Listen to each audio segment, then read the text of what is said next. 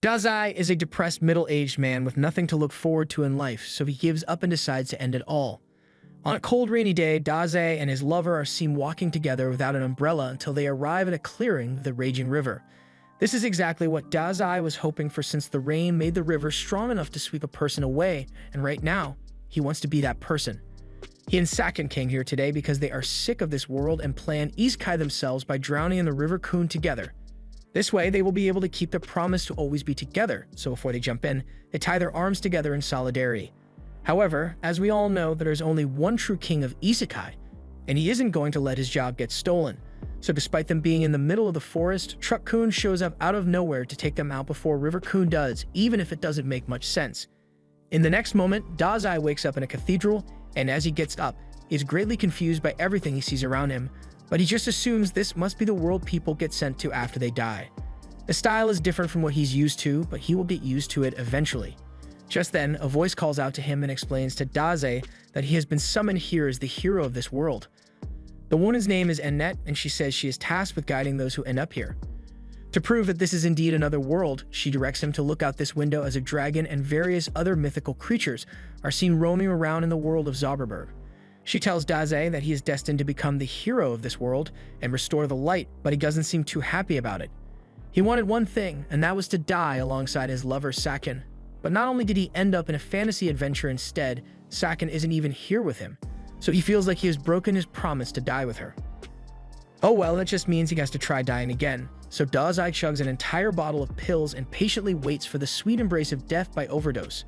Annette freaks out after seeing Dazai poison himself, so she immediately begins using magic to detoxify his body, but as Dazai regains consciousness, he tells her to stop trying to save him because it's really inconvenient. She doesn't listen to him and asks Dazai to stand up so he can fulfill his mission as this world's savior. However, Dazai doesn't even want to save himself, much less a random world that he just ended up in. He never asked to end up here in the first place, but this surprises Annette, so she asks if he happened to get hit by a truck. Dazai recalls a brief encounter with a truck, so Annette explains that she hired Truck Kun to isekai people here as part of the service she offers. The way it works is simple. Truck Kun finds someone who is depressed or deeply unhappy with their life, which is why he usually camps outside League of Legends tournaments. But after he has run over his target, they get sent to this world and get a second chance to live a happy life, and they usually end up feeling better. The fact that Dazai got run over means he must have been really unhappy with his life, so she doesn't see why he wouldn't be excited for a second chance. While she may be right about Dazai's old life being miserable, that doesn't mean he is going to be any happier in this world. In fact, he is pretty pissed that Annette and her isekai service ruined what was meant to be the perfect conclusion to his story. All he wanted was to spend his last moments of life with his lover, but she had to go and ruin it for him. Annette can't believe Dazai is so upset with her, but she's not worried about it since he will surely change his opinion once he gets to see his awesome stats. However, as she opens the stat window, she is shocked to see that Dazai possesses abysmally low health and mana. In fact, his health is so low that he would probably die from a stiff breeze in his current state. Annette refuses to believe Dazai is so weak, so she checks to see if he has some kind of broken ability to balance out his weak stats. But as she opens his ability window, she finds out that Dazai has no skills at all aside from Depression level 5. Dazai is basically a glass cannon, but with no cannonballs, so Annette doesn't know what to do with him since something like this has never happened before. Dazai decides to leave the cathedral since there's nothing left for him here, but Annette feels the need to make up for her mistake, so she grabs Dazai's hand and apologizes for having him brought to this world since he wasn't meant to come here. She unfortunately doesn't have the power to send him back to Earth, but she can't let him go and live by himself either since he wouldn't last 10 minutes outside with his current stat points. Dazai isn't surprised to learn that he's incredibly weak since no matter where he goes, he has always been a failure. Annette apologizes once more for her mistake and pleads with Dazai to stay in the cathedral for the time being since it's not safe for him to go outside. With his current stats, he would just end up getting snatched by a dragon or something, so she thinks it's in his best interest to wait before he does anything dangerous. Dazai thanks her for worrying about him, but he says her concern isn't needed since he is just looking for a place to die. Hearing him say this leads Annette to think that he may actually be different from all the others. When she first took this job, she was genuinely excited to guide the summoned heroes on their journeys, but since most of them were depressed League players, they were so annoying to be around that she ended up hating her job. Her tasks can basically devolve into ego-stroking the heroes to get them to accept the mission, but it's different with Dazai.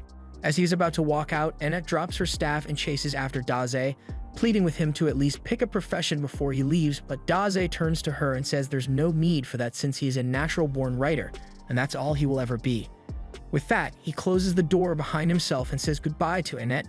And once Dazai is gone, Annette falls to the floor and begins thinking about how Dazai is the exact kind of person she has been waiting for. Meanwhile, Dazai has made it to some plains outside and is trying to get directions from a sign, but he doesn't understand a single word on it, so he just goes back to popping pills. Just then, he hears a voice saying he has just spotted a landmark, so 5 points of experience have been awarded. He may just be high off the pills, but he could swear that sound just came from his head, and it really hurts since he suffers from migraines, so he tries to get it to stop. However, celebration music goes off in his head as he has now gone up to level 2, and the resulting migraines make him want to die even more. Just then, he hears a girl screaming for help nearby, so he turns around and sees the girl getting assaulted by a death tree. She notices Daze and asks him to help her since she'll be killed by the tree if she doesn't escape soon, and the tree seems to be wrapping her in its branches more and more by the second. Daze just stands there as the tree fondles the girl, and he seems to be enjoying the show. So much so that he asks her if she's okay about him writing a novel about this later, but the girl doesn't care about any novels and just wants Daze to rescue her already. To his credit, Daze gives it his best shot, but he can't reach her at all, so he just gives up. So the tree grabs him by the neck and hangs him up next to the girl. There's nothing he can do about it now, so Daze just introduces himself to the girl while he's hanging and says they are probably not going to last much longer. The girl blames Daze for their predicament since he couldn't do anything to stop the death tree. And now that they have been captured, the death tree is going to use its suction ability to suck out all the nutrition from their bodies, so in the next few minutes they're guaranteed to be dead. Daze says he's happy to hear that, but this freaks the girl out because what kind of lunatic would want to die by getting himself sucked dry? As Daze starts feeling weak, he looks like he's about to bust before suddenly slumping over. The girl starts to panic thinking Daze has actually died, but moments later, the branch that was strangling Daze begins to wither away, and the death tree ends up being destroyed because of it. The girl and Daze are freed as the tree disintegrates, but Daze is disappointed that he failed to die again.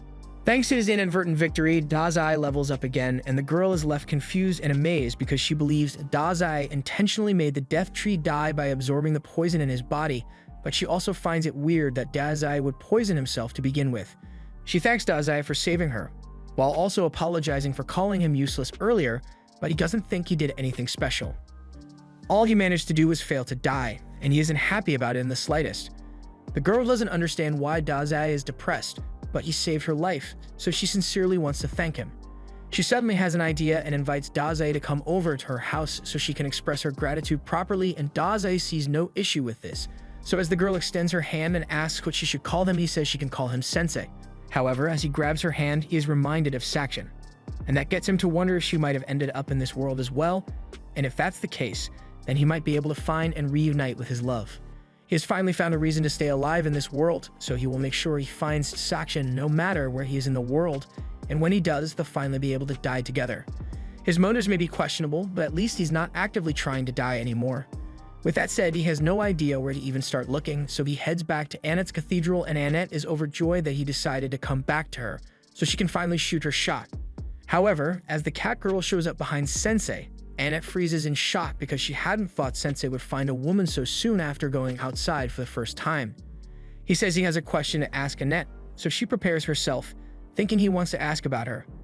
But Sensei says he wants to find a girl named Sakshan, so he was hoping Annette might have some information on that. Annette is disappointed that Sensei is asking about another woman, but she doesn't have any good clues about where Sakshan might be, so Sensei is back to the drawing board. Since he has nowhere to go, he follows the cat girl to her house. The girl tells Sensei to cheer up since there is still plenty of time for him to find Sakshan, but since her house is still pretty far away, she suggests they should stop at the castle town of Roth so they can take a break. She then holds his hand so that she can lead him there. However, Annette is also here for some reason, and she won't stand for such unholy behavior while they are out in public. The cat girl yells at Annette for smacking her hand over something as trivial as hand holding, and while she's on the topic of yelling at her, she questions why Annette is here in the first place, since it's not normal for a clergy to feel the need to abandon her post and follow people all the way out here. Annette doesn't really want to explain herself, but from the way she's looking at Sensei, the cat girl can already tell that she's in love with him. Annette denies having such impure intentions and claims that she is just here to watch over the weak otherworlder that she mistakenly summoned. As soon as the cat girl realizes that Sensei is from another world, She finally understands why he was so strong back when he saved her. Annette doesn't believe what the cat girl says since she saw Sensei's stats personally, and she knows for a fact that he has less health than a Make-A-Wish kid. The cat girl still asserts that Sensei must be strong since he was able to defeat a death tree and save her life in the process, but this is terrible news for Annette since Sensei saving the cat girl's life is the first step to developing a romance. She can't believe she's already losing her chance to cat girl, but while they've been bickering this whole time, Sensei found something really interesting. It's a coffin that's the perfect size for him, so he climbs inside and says he has been feeling dizzy ever since he came here, so he's going to take a nap for a while, and they should wake him up when they get to the Tao. After that, he says goodnight to Annette and the cat girl, but the cat girl is mad that he still isn't calling her by her name, so Annette jokes that Sensei likes her more because he can actually remember her name. After that, Annette cheerfully ties a rope to the coffin Sensei is sleeping in and begins dragging it away. The cat girl asks if Annette should really be doing all this since she's supposed to be a clergyperson at the cathedral, but Annette is too busy trying to pull the coffin until the rope eventually snaps. As they continue walking, cat girl gets tired of having to drag the coffin around, so she asks Sensei to get out and walk on his own 2 feet. However, there is no response, so she starts worrying that Sensei might have actually died somehow. Annette checks his stats and Sensei seems to be fine, so he must just be asleep. They are pretty close to the castle anyway, so Annette asks cat girl to just bear with it for a little longer so they don't have to wake him up. Meanwhile, inside the coffin, Sensei is peacefully dreaming about his beloved Sakshan, and no matter where she is, he will make sure he finds her so they can both die together. But a while later, they finally arrive at the castle town of Roth, so Annette and cat girl open the coffin to let Sensei out. Sensei takes a look around the town, and he is now thoroughly convinced that he isn't in the same world anymore. Before they do anything, Annette says they should go to the castle and have an audience with the king, but they end up leaving the coffin in the middle of the road. Over at the castle, King Thomas and his daughter, Charlotte, are happy to meet them, and since they must be exhausted from such a long journey, he offers to let them all rest in the castle chambers for the night. But before that, he would love to hear some of Sensei's pleasant experiences. Sensei can't think of many pleasant things to talk about, but he did enjoy the coffin ride here, so he tells the king that he will teach him what it feels like to sleep in a coffin. Out of context, that clearly sounded like a threat, but Annette quickly changes the subject and compliments Charlotte on how beautiful she is. The king mentions that Charlotte is actually getting married soon, so he asks them for a little advice regarding Charlotte's suitors. Thomas calls for the men to be brought in, so we are introduced to the warrior, Gomes, and the wandering minstrel of love, Otto. Recently, due to the influence of the wrath of the demon lord, the activity of monsters has greatly increased recently. However, Thomas has grown too old to deal with the problem himself, so he decides that one of these two shall become Charlotte's husband and the next king of Roth. However, Charlotte doesn't seem to be on board with the idea since she hasn't chosen a husband yet. That's why he's leaving the choice up to a bunch of strangers he met 10 minutes ago. He wants them to pick who is more suitable to marry Charlotte between Gomes and Otto. But as the choice prompt shows up, Sensei does the sensible thing and says he has never met these men in his life. Charlotte's future hinges on this decision, so he thinks it's dumb to entrust it to a bunch of strangers like this, and if this is something he would do without a second thought, then he's not fit to be king. The king is left in shock, and after saying that, Sensei turns to leave while Annette and the cat girl frantically try to apologize for Sensei's actions. They try to explain that Sensei is from another world, so he's a bit blunt at times, but the king says it's fine since he isn't the type to hold a grudge, and Charlotte seems to have taken an interest in him. That night, while everyone else is asleep, Sensei spends his time looking out the window, so Annette gets up and asks him if he is having trouble falling asleep, so Sensei tells her that he just never sleeps well. Annette wants to take the opportunity to learn more about Sensei, so she asks him to tell her about Sakshan. But then she notices a tail pop out from under Sensei's sheets, so she takes the covers off and sees cat girl sleeping on Sensei's thighs. She won't stand for such debauchery unless she is the one who gets to sleep with Sensei, so she uses a pillow to smack cat girl and wake her up. Cat girl defends herself by saying it's cold and she's part cat, so it's totally normal for her to cuddle up to people for warmth. While Annette and cat girl continue arguing over this, Sensei gets up and leaves the room because of all the noise, and as he steps out into the hallway, he notices a beautiful light, so he goes out to look at the lake, and coincidentally, Charlotte is out here as well. Once she notices Sensei, she invites him to watch the lake with her since it's a beautiful night. Sensei agrees that the sight is very beautiful, so beautiful in fact that it makes him feel like drowning in the lake. Charlotte is shocked to hear him say this and asks if Sensei has enough problems to make him want to drown himself. But from what Sensei has seen so far, Charlotte seems a lot more trouble than him. After some silence, Charlotte confides in Sensei that she hasn't been able to make a decision between Gomes and Otto. Gomes had only recently arrived at the castle, but he is already the most reliable of their soldiers. Her father has faith in Gomes' strength, so she feels like she should probably choose him. But Otto is her childhood friend, and whenever she would feel down, he would always write a song and play it to make her feel better. She doesn't know whether to choose a husband whom she loves or one who would be the strongest king for the sake of her father. Sensei laughs at himself a little and says Charlotte is truly kind for worrying about what her father thinks to this extent, unlike Sensei, who has attempted to cancel his subscription to Life several times, always inconveniencing his family in the process. However, he has never once let someone else decide how he would live his life. He thinks Charlotte should make a decision based on what she wants, and to do that, she must figure out what her true desires are. The next day, King Thomas is called Sensei and the others to the throne room again, and he apologizes for the inconvenience, but he called them here because Charlotte has finally decided who she will marry, so he wants them to act as a witness to her choice. Annette thinks Charlotte will surely marry Gomes since she is likely to put the needs of the kingdom above her own, while Catgirl thinks Otto is a much better match for her. Thomas tells Charlotte to go up to the man she has chosen and to speak her vows to him. So Charlotte begins walking, however, instead of turning to Otto or Gomes, she grabs hold of Sensei's hand and says she wishes to drown in the lake with him. No one can believe what they just heard, especially Annette, who collapses to the ground. Charlotte goes on to explain her reasons, and after talking with Sensei last night, she thought about who to choose for a long time, and that led her to realize something.